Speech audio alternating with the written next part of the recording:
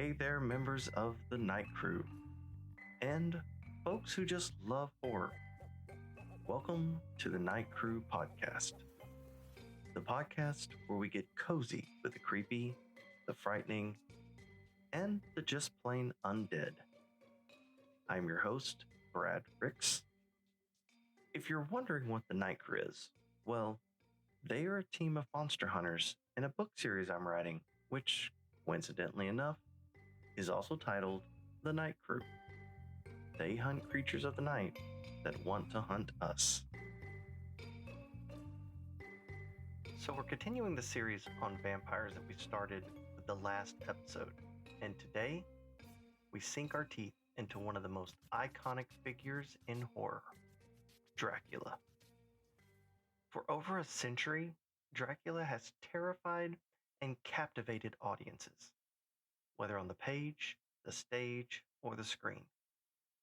But behind the vampire's bloodthirsty legend lies a web of history, literature, and myth.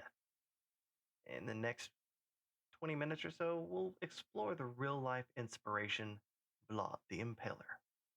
The mind behind the monster, Bram Stoker. The novel that started it all, and how Dracula the vampire evolved into a pop culture titan. Now, Dracula wasn't born in a coffin.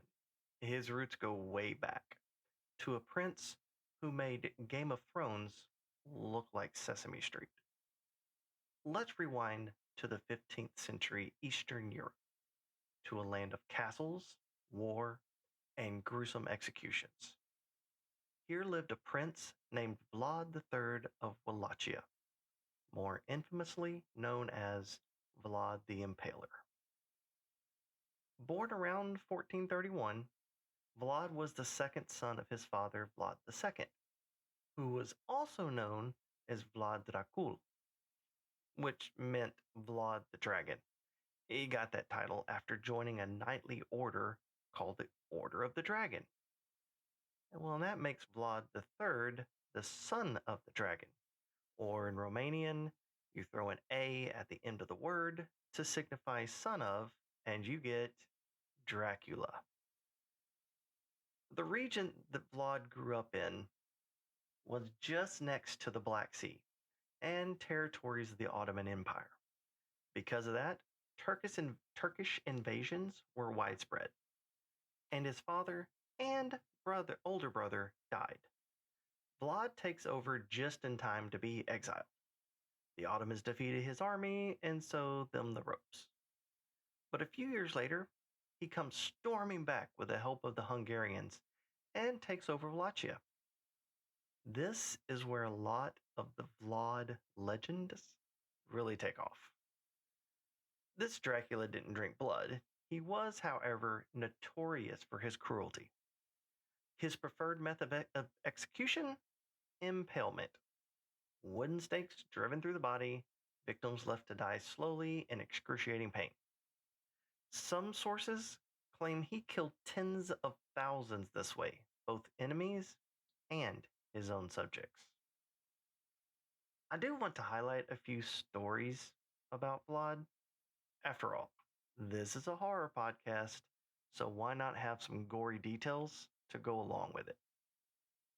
All right, I got 7 of them. I hope you're not eating right now. The first, the gory sacking of Brasov. So in 1459, Vlad attacked the Transylvanian city of Brasov and burned buildings, pillaged, and killed a bunch of men, women, and children. He impaled them on a hill outside of a chapel.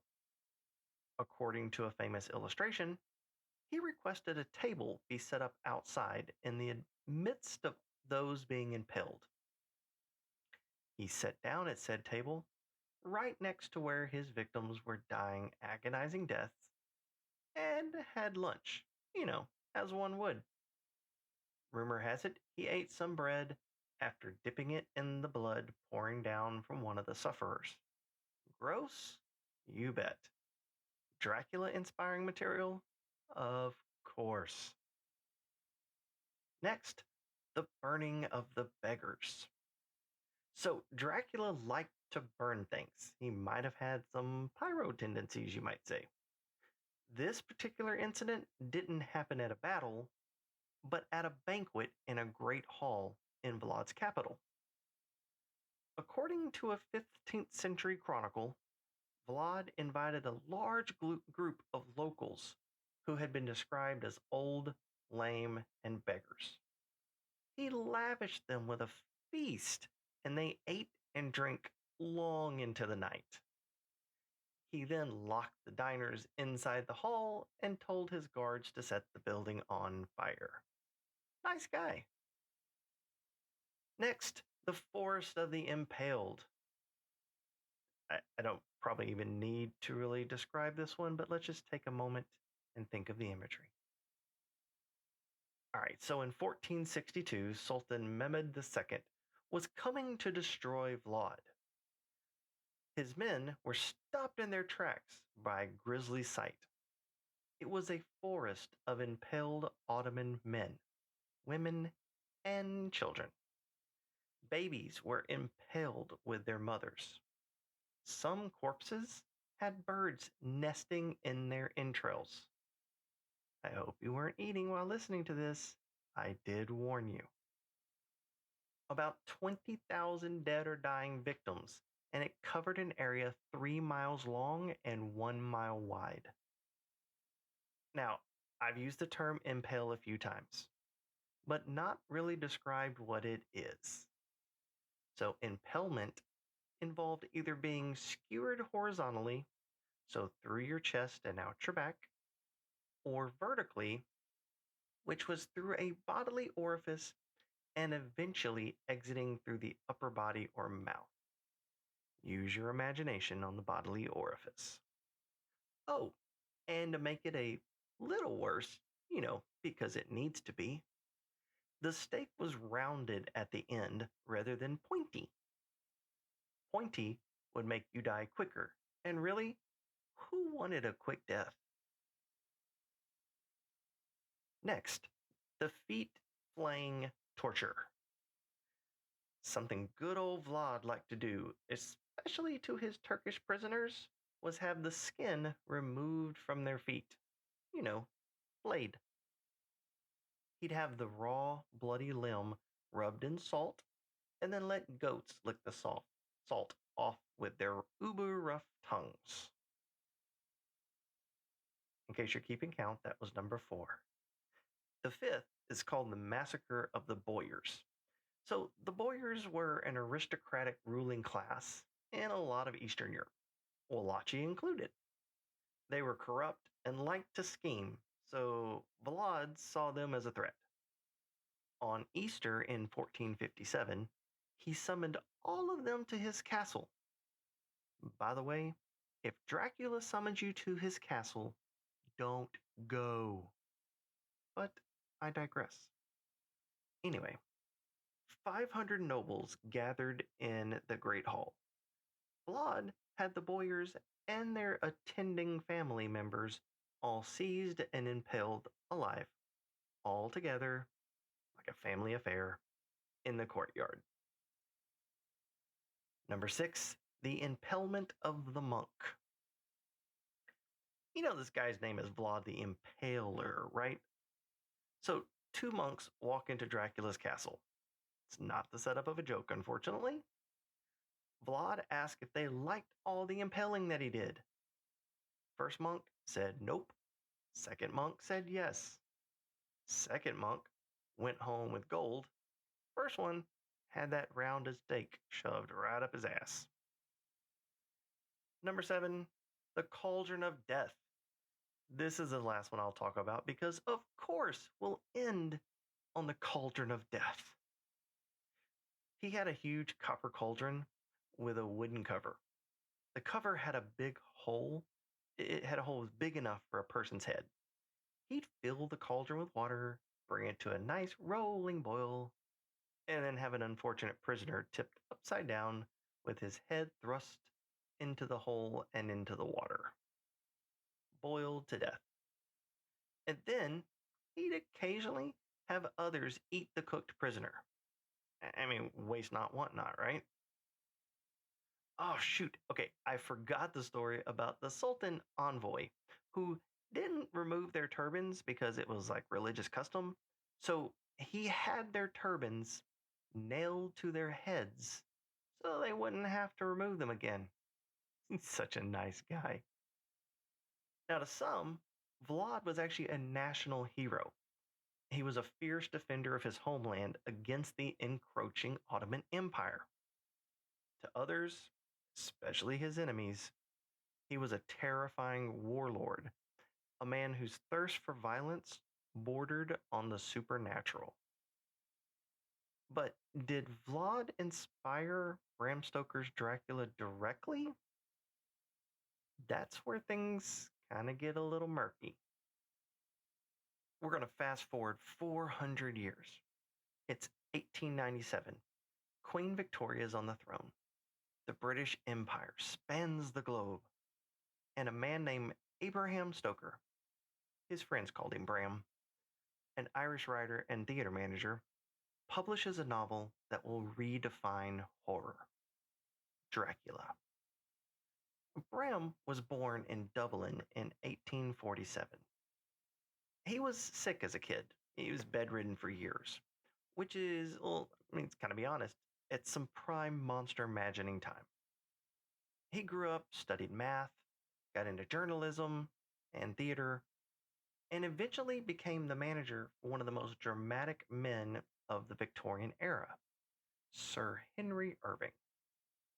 Irving was an actor, but not just like any actor. Think of him as like the Daniel Day-Lewis of 1890s London. Intense, talented, and probably exhausting to get lunch with. One of those kind of dudes. Now, Stoker idolized him. Many scholars think Irving was the inspiration for Count Dracula's flair for the dramatic. Bram spent 7 years writing Dracula. He poured years into the novel studying maps, Eastern European customs, and supernatural tales. Interestingly, Stoker likely never visited Transylvania. He relied on books and travel logs. One of those books, probably one entitled The Account of the Principalities of Wallachia and Moldavia with political observations relative to them. That sounds like some truly enlightening reading, by the way. Well, it mentioned Vlad the Impaler briefly, including the nickname Dracula. Scholars believe this is where Stoker borrowed the name, though the character in the novel doesn't resemble Vlad in any personality or backstory.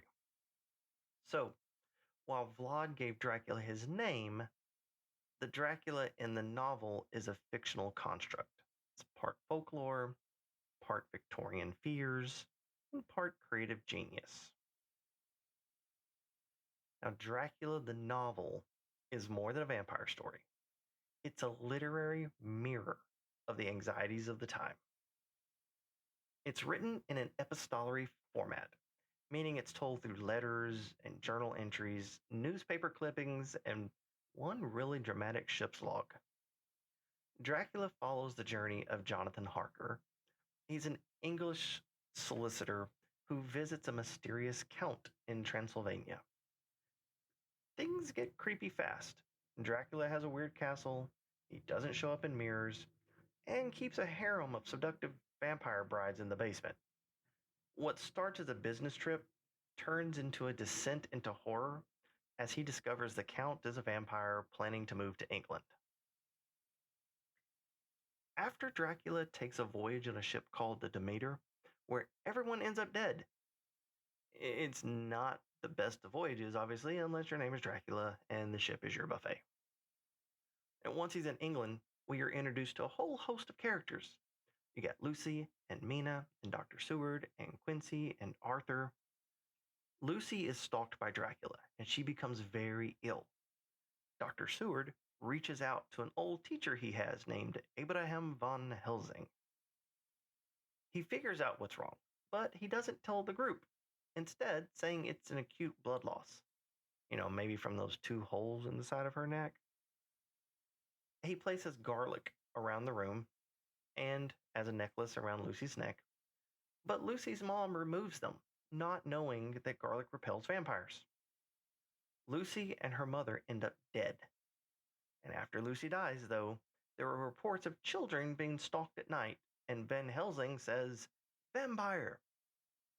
So Van Helsing, Seward, Morris, and Arthur go to Lucy's grave, and of course, she's a vamp.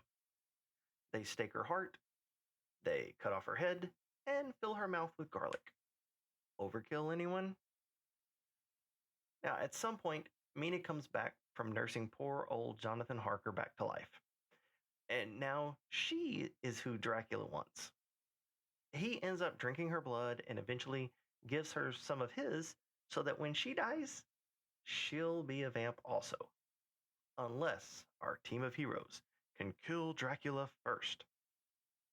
Well, Drac plans to escape back to Transylvania, and they track him using a psychic link he has with Mina. They race to Dracula's castle, kill the vamp women that tormented Harker earlier in the book. They fight off some dudes who were helping Dracula, and eventually Harker decapitates Dracula as Quincy stabs him in the heart. Drac crumbles to dust, and Mina is saved. Unfortunately, poor Quincy, he does suffer a mortal wound and dies. But on a happy note, Jonathan and Mina, 7 years later, they name their kiddo after him. Now, the book is filled with Victorian concerns: fear of the foreign other, changing gender roles, disease, sexuality, and death. Dracula's blood drinking becomes a metaphor for corruption, infection, and even sexual transgression.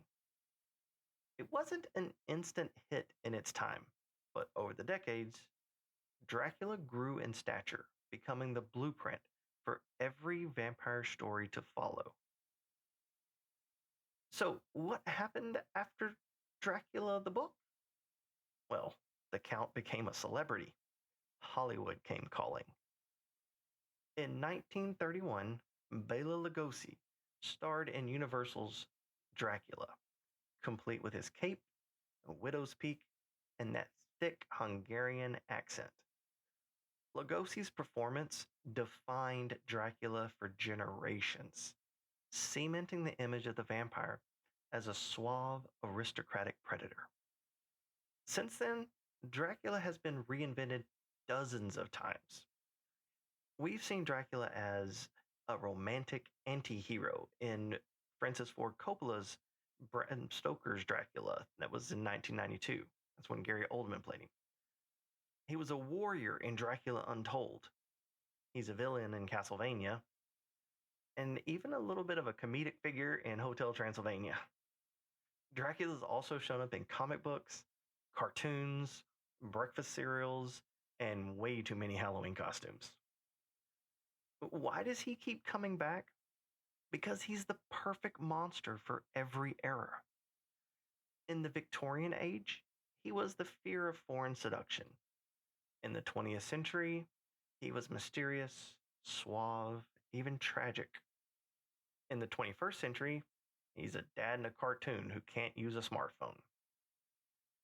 The character has become a mythic archetype, a shapeshifter who adapts to reflect the fears and fascinations of every era. And through it all, one thing remains: the lure of the vampire. Immortality, seduction, danger, power. Dracula embodies the dark side of our desires, an eternal symbol of the things we both fear and secretly crave. So, who is Dracula? Is he a blood soaked prince who impaled his enemies? A Victorian monster born of repressed fears? A charming villain in cape and fangs?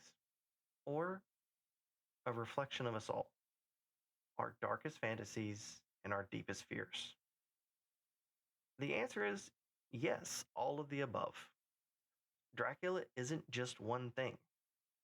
He's a terrifying prince who skewered enemies like meat kebabs. He's a gothic horror character cooked up by a theater nerd.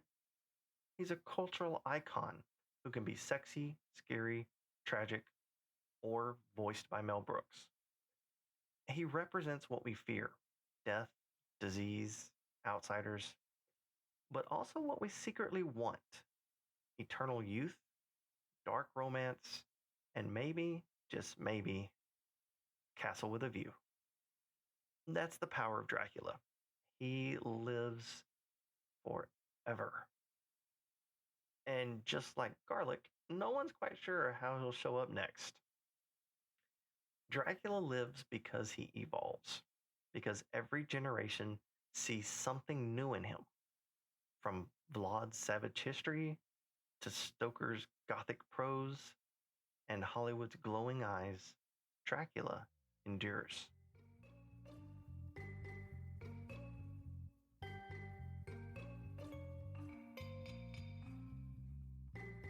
Well, that's it for the Night Crew podcast. If you laughed, learned, or low-key want to become immortal, make sure to follow the show, share it with a friend, and leave a rating. Hopefully 5 stars. If you want updates on my writing, you can follow me on Facebook or TikTok at Bradrick's Author. You can also find copies of my novels wherever you like to buy books. But if you hop over to my website, bradricks.com, you can purchase signed copies of any of my books. While there, also sign up for my newsletter. Remember, The Night Crew Book 1 is currently available, and Book 2 comes out in November. I'm Brad Ricks, reminding you to stay out of graveyards after dark, question people who don't show up in mirrors, and for the love of God, take that necklace of garlic off your neck. You stink. Until next time, keep your curtains drawn, your sense of humor sharp, and your blood inside your body. Thanks for listening.